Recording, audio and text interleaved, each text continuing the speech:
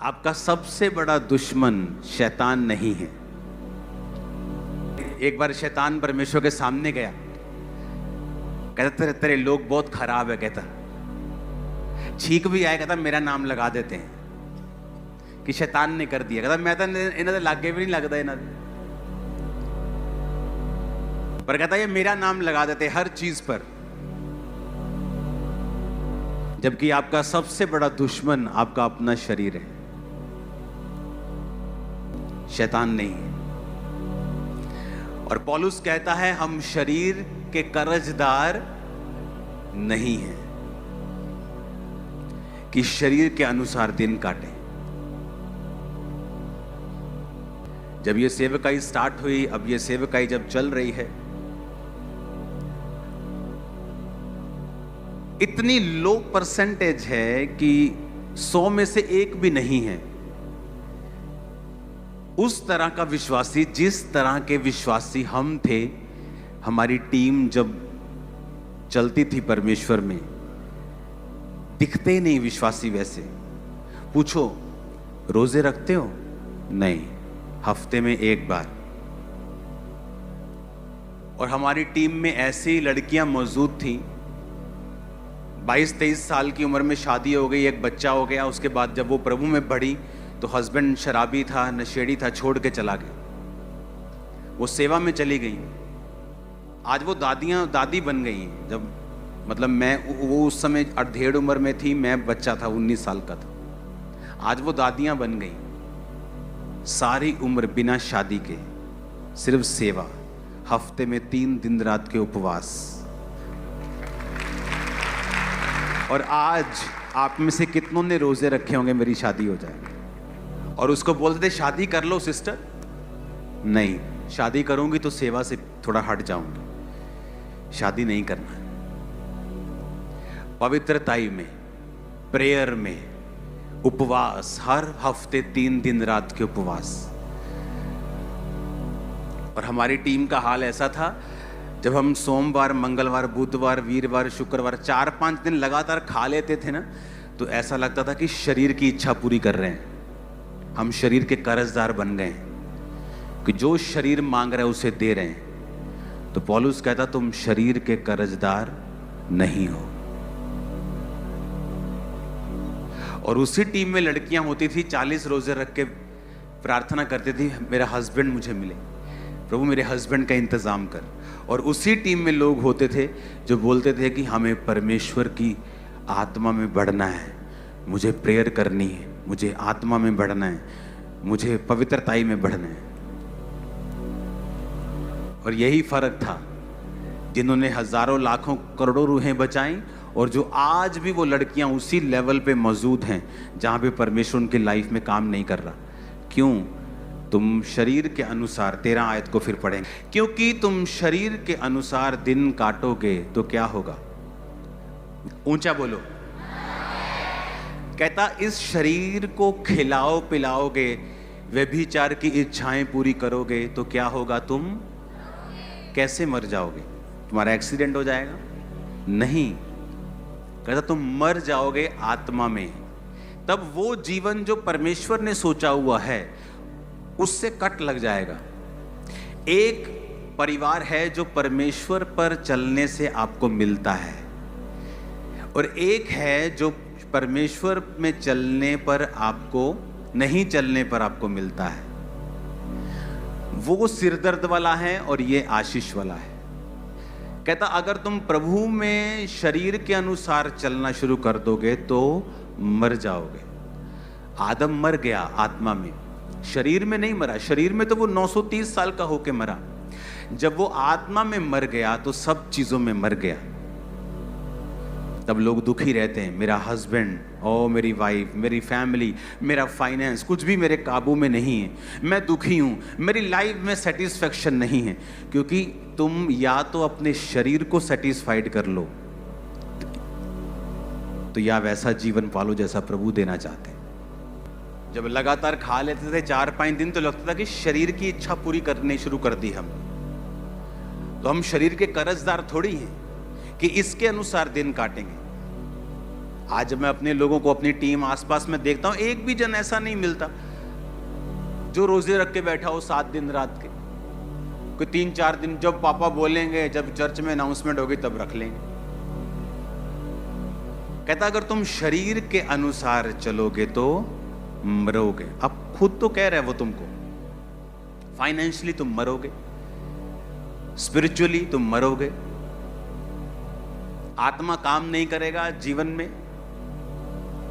तुम शरीर के अनुसार चलोगे, फिर तुम्हें बड़ी चर्च चलानी है, फिर तुम फेक मिरेकल भी करोगे, फिर तुम फेक प्रोफेसी भी करोगे, फिर उसको मेंटेन करने के लिए गुंडागर्दी भी करोगे, तुम सब करोगे भाई, क्योंकि तुम मर चुके हो, तुम आत्मा में मर चुके हो, क्योंकि तुम शरीर के अनुसार चले। तो यीशु ने कहा तुम शरीर के अनुसार चलोगे तो मरोगे। फिर आगे कहता यदि आत्मा से देह की क्रियाओं को मारोगे तो जीवित रहोगे। आत्मा से देह की क्रियाओं को मारोगे तो क्या होगा? जीवित रहोगे। टीवी देखने का दिल कर रहे हैं, आज आपकी फेसबुक, इंस्टाग्राम वो सोशल मीडिया नहीं रह चुका, वो पॉर्न साइट्स बन चुकी है, जहां पर अधनंगी लड़कियां आपको 24 घंटे डांस करती मिलेंगी। तो आपको क्या लगता है कि अगर आप 24 आवर इंस्टा और फेसबुक पे हैं, आपकी स्पिरिचुअल लाइफ अच्छी होगी? आजकल वेश्याएं एक जगहों पे नहीं मिलती, आजकल वो ऑनलाइन मिल जाती हैं। एक समय होता था वो वहां पे रेड लाइट एरिया है, अभी तो सब रेड लाइट है। फोन खोलो, red light, blue light, pink light सब मिलता है। तो यीशु ने कहा तुम शरीर के कर्जाई नहीं हो। आप बोलते हो कि बहुत मैं कड़ा तेरा कर्जदार हूं, तेरी गल मन। तो यीशु ने कहा तुम शरीर के कर्जदार नहीं हो, आत्मा से शरीर की क्रियाओं को मारो तो जीवित रहोगे। जोर लगाने की जरूरत नहीं पड़ेगी तुम्हें फिर सेवा चलाने के लिए, बिजनेस चलाने के लिए। आत्मा तुम्हें गाइड करेगा, तुम्हारी अगुवाई करेगा, परिवार में आसानी होगी, लाइफ आसानी से चलेगी। जहां से मैं निकला हूं फुल टीम रोजे रखती थी, रोज हर हफ्ते 3 दिन रात 3 खत्म, दिन के शुरू, प्रार्थना सुबह शाम। कहां मिलती कलीसिया अब ऐसी? अगर आप उसी कलीसिया में हैं तो फिर कॉन्ग्रेचुलेशन है आपको, क्योंकि सिर्फ चर्च में आने से आप कलीसिया नहीं हैं। अगर आप इन बातों को फॉलो नहीं करते फिर आप कलीसिया नहीं हैं। बंदा बिजी है इसलिए रोजे नहीं रखता, वो बिजी है इसलिए प्रार्थना नहीं करता, और सब कचड़ पचड़ किया हुआ है लाइफ में। क्योंकि पहली चीज जो आपको बनानी है वो है स्पिरिचुअल लाइफ। अगर वो खतरे में है, आपकी पूरी लाइफ खतरे में है। आपने लोगों की स्टोरी सुनी होगी, हमारा काम चल रहा था, बड़ा अच्छा चल रहा था, ऐसा हुआ एक नया लॉ निकला, हम बर्बाद हो गए।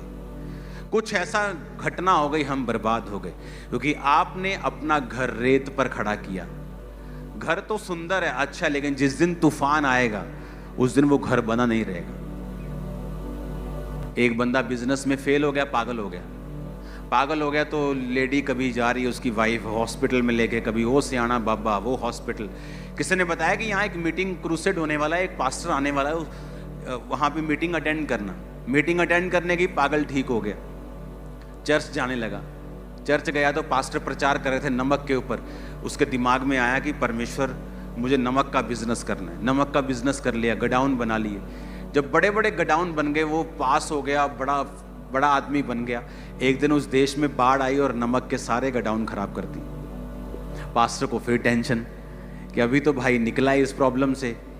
भागा गया उसके पास, तो वो गीत गा रहा था, प्रभु का धन्यवाद करूंगा, उसकी संगति में सदा रहूंगा।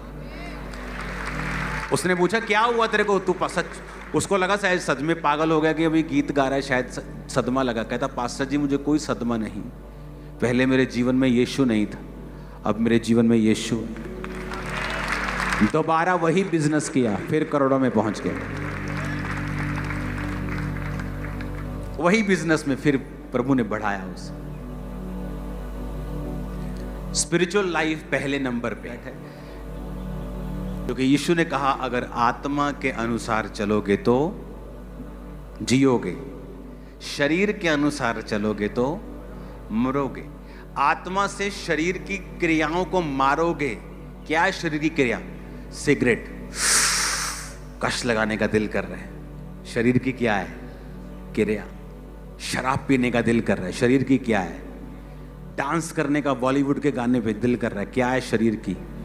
किसी ने कुछ कहा दिया, आपको गुस्सा लग गया, आप उसको मारना चाहते हैं, तेरे को मार दूंगा, वो शरीर की क्या है क्रिया? वो आत्मा की क्रिया थोड़ी है, वो शरीर की क्या है?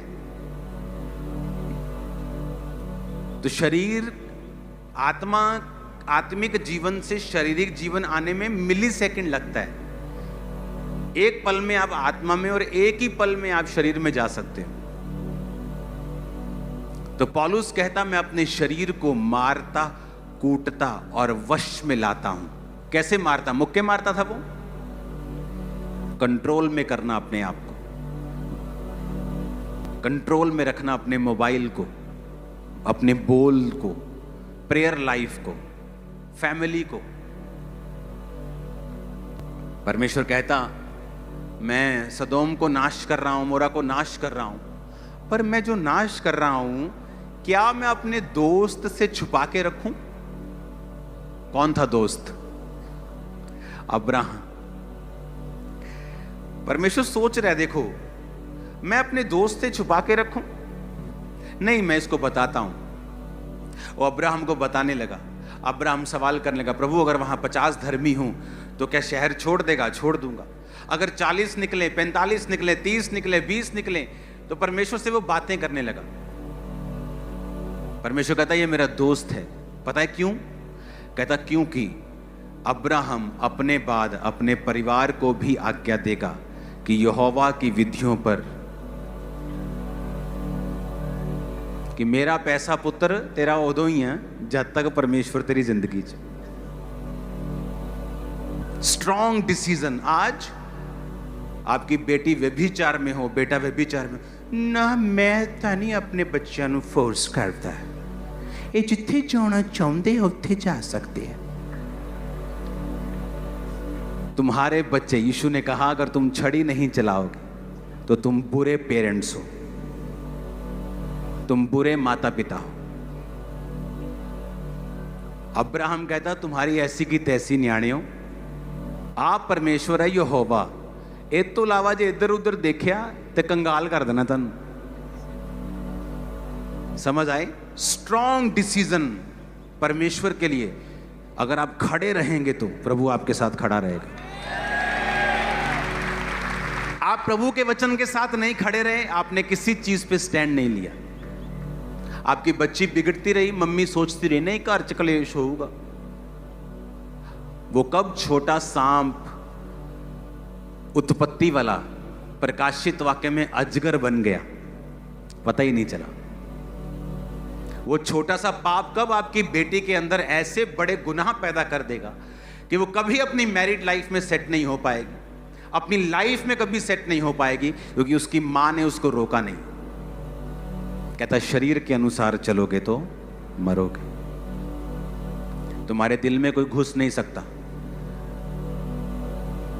तुम आंखों से देख रहे हो, व्यभिचार कर रहे हो, शरीर की क्रिया है। कहता इससे तुम्हारा जीवन में मौत एंटर करेगी।